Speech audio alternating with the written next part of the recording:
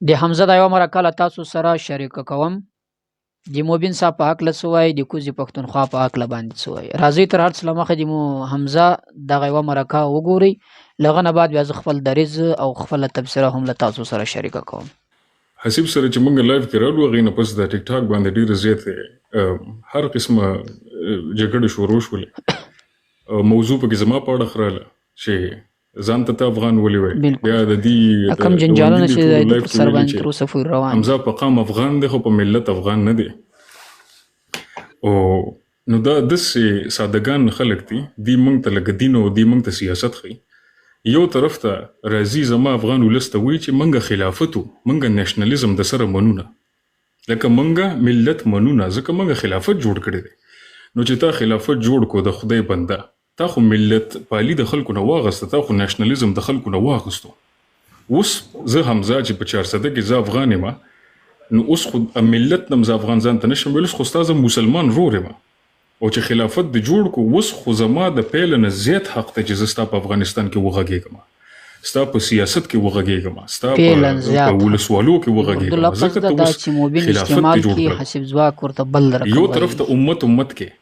بل طرف ته چې امت را پاسي خبرې د کې وکړي، نو بیا وایي نه موږ افغانانو حمزه افغان نه دی. نو د ریس خپل معلوم کې تاسو مسلمانان یې که تاسو نیشنلستان یې، کم دریس چې تاسو ځان ته وټاکې، موږ د کوزي پښتونخوا پښتانه په هغې دریس تاسو سره وچلو. که نیشنلزم ټاکې نه موږ به د سره په قامیت باندې لړ شو چې دواړه افغانان، زه د هشنغر سیمې افغان یم او ته د برې پښتونخوا افغان یې. که اسلام ټاکې چې نه موږ خلافت او موږ نیشنلزم نه منو، نو کلمه خو ما هم ویلې ده، بیا هم به د کې کار لرم.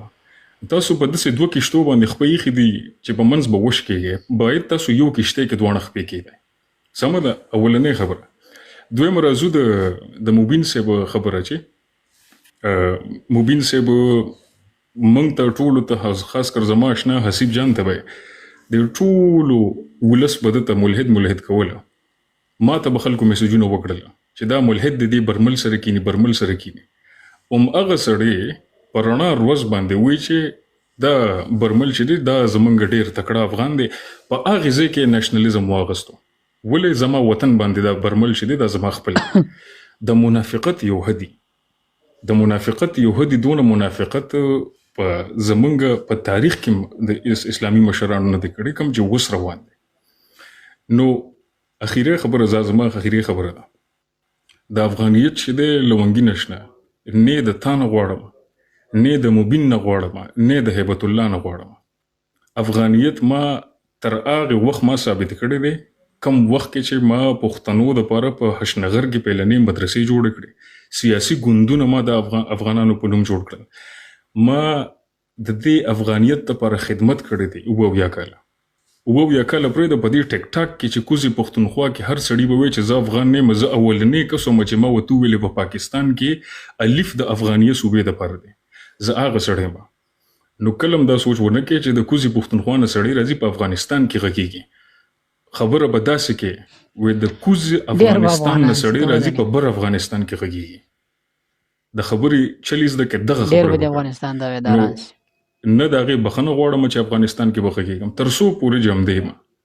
د برې پښتونخوا افغانان او د کوزي پښتونخوا افغانان نه مې ته څوک جدا کولی شي، نه رانه څوک کابل اغستی شي، نه رانه څوک کندهار اغستی شي، نه رانه څوک لغمان اغستی شي. په سیاست کې هم دا زما ځمکه ده، په ولسوالۍ کې هم دا زما ځمکه ده، په ژبه کې هم دا زما، په جامه کې، په هر څه کې دا زما ځمکه ده. که راځئ وایي چې په حمزه دې په سیاست کې نه غږېږي، لونګي نشنه، دا پیغام به مبین ته زما اړخه ورکړي. وایي که غواړئ چې د کوزي پښتونخوا افغانان ونه غږېږي په سیاست کې د افغانستان، وایي علل اعلان ټیک ټاک ته راشه ووایه چې دا خاوره زمونږ خاوره نه ده. علل اعلان ووایه وایي دا خاوره اټک پورې زمونږ نه ده، وایي دا ټول افغانان دي خو خاوره زمونږ نه ده. زه به ټول کوزي پښتونخوا پښتنو ته وایم چې د افغانستان سیاست کې خبرو جوابونه لونګین ورکړي دي، هغه نشي ویلی. منافقت مه کوئ چې یو طرف ته موږ له راځئ موږ ته وایي تاسو زمونږ وروڼه یې، زمونږ د زړه ټوټې یې، زمونږ پښتانه، بل طرف ته وایي چې موږ یې کار مه لرئ، چې روړ دې راته ووي درځم به ډوډۍ به هم د کره خورم، کینم به هم د کره، جامه به هم دې اچوم، هر څه به درسره کوم، ځکه چې روړ دې راته ویلي دي. نو دا زما اخري پیغام. مننه کوم. مننه. دا وروره یو منټ خبره کوم. حمزه وروره بایسیت یو افغان ته زمونږ ورور یې زمونږ وینه یې او موږ څومره که لر او بر څومره یو دا یو خاوره ده یو جغرافیه ده یو خلک یو او خدای دې وکړي چې دغه کم نفرتونه دا کم توهینونه یو بل ته کوو چې د دې دغه نه موږ ووځو دلته قومونه چې دا الله پیدا کړي دا ملتونه چې دا الله تعالی پیدا کړي اوس که په دې کې موږ دا یو چې ته یې او ته نه یې بیا خو د دې نه دا خو په جذباتو کې موږ راشو موږ پښتانه خو داسې یو چې نیمې قرآن منو نیمې نه منو په حساب باندې هغه همدغه خبره وي چې کله موږ په جذبه کې راشو په احساساتو کې راشو بیا ورور صاحب مهربانه موږ پکې ډېر حدونه بیا کراس کو او موږ په تا باندې افتخار کوو ته زموږ ورور یې ته زموږ وینه یې او موږ د همیشه دا وی دی چې لر او بر یو افغان او انشاءالله خدای دې داسې وخت راولي چې موږ دا ټک په پول باندې ناست او دا خبره چې دا خپل دا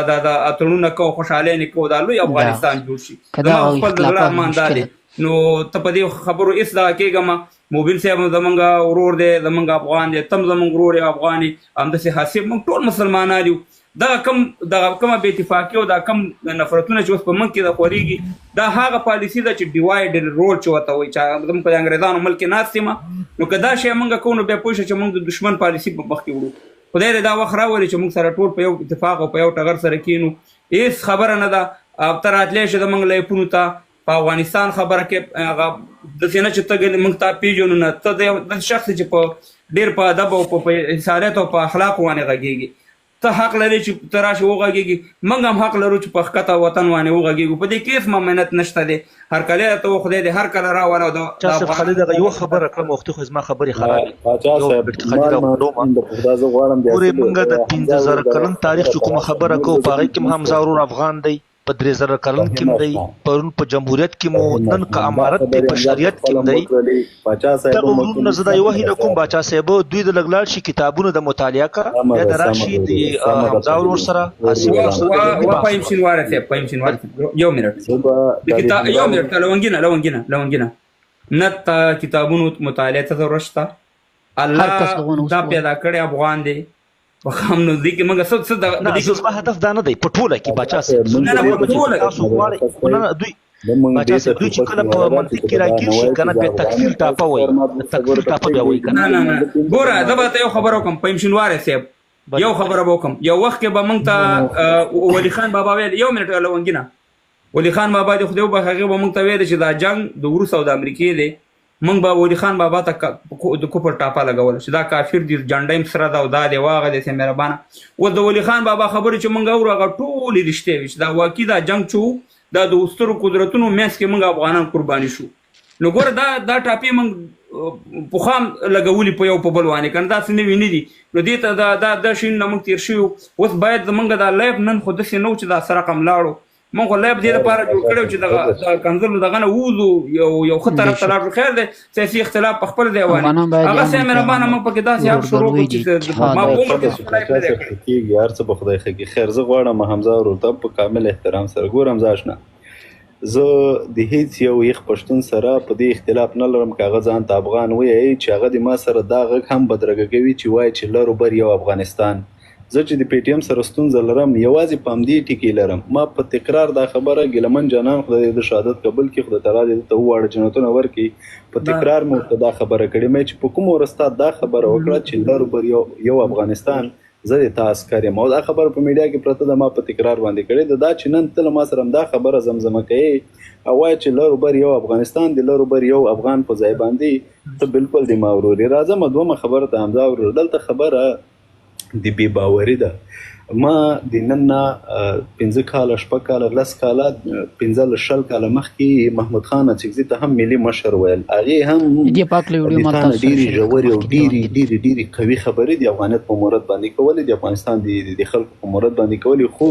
د نن 3 میاشتې مخکې هم دغه محمود خان اڅکزي دا خبره وکړه چې دا خاوره خو چې د پاکستان پورې مربوطه ده او د افغانان خو د لیوني خوبونه ویني دا د دې د لیوني خوبونه دي زه دا ویره لرم زه دا ویره لرم ځکه په حمزه باندې باور ونه کوو په تودو سوځلو د سړو نه منډې وهلې زه ځکه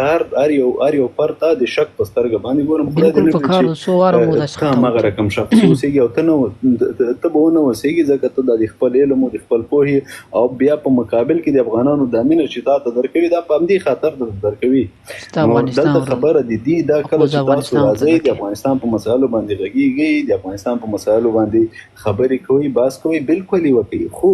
د افغانستان په مسایلو کې چې کله باس کوئ بیا کوشش د دې مه کوئ چې یو افغان په مغې جغرافیه باندې پروت په افغانستان کې هغه د افغانیت نه باسي هغې ته تاسو معیار یوازې یو بیرغ ټاکلی دا چې ورا دا بیرغ نه منې واورو د بیرغ 8 ځلې مخکې هم بدل شوی دی یعنې چې دا چا بدل کړی دا ټول پنجابیان وو دا داسې یو افغان نه وو په دې کې ډاکټر صاحب نجیب په خپله باندې وو چې دا بیرغ بدل شوی دی ډاکټر صاحب نجیب د ګوند سور بیرغ وو یعنی ډاکټر صاحب نجیب پاکستاني ګورو لونګین جانان زه دې کې یو خبره لنډه تکوم په اسلام کې زمونږ د زمونږ پښتنو کلتور کې یو خبره کېږي لونګین جانا په کم گاوند کې چې اختري پاغه گاوند کې د شیطان اختر نه وس ټول ولس دا بیرغ منی یو دوه درې کسان یا یو ډله چې دا هغه وایي چې دا بیرغ نه منم دا زه خپل شخصي مثال درکوم خو دا زه لونګین جانان دا پوره کوم زه به طور افغان زه به یوې ډلې ته ژمن کېږم که زه به زیاتره افغان ولس ته ژمن کېږم د جمهوري سړی یم زه په جمهوریت باندې یقین ساتم که زیاتره زما افغان خویندې افغان ماشومان افغان ځوانان افغان مشران دغه بیرغ سره دردېږي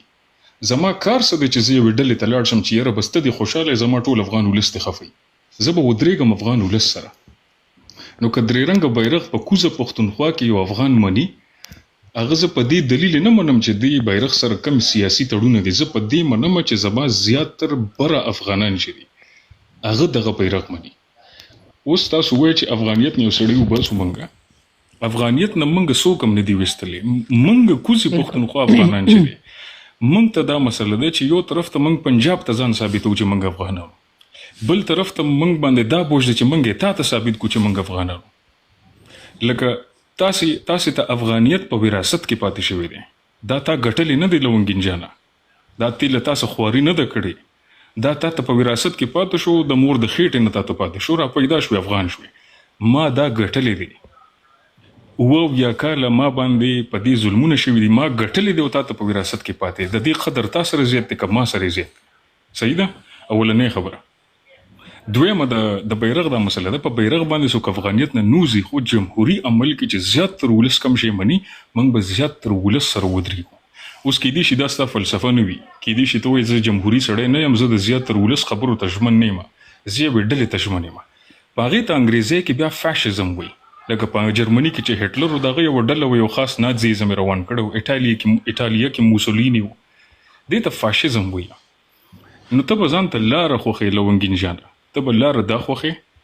ګوره زه تا د ډېر لږ وخت نه پېژنم خو یو ویډیو ستا ما ته مخې ته راغلی و یو افغان ځوان رالیږلی و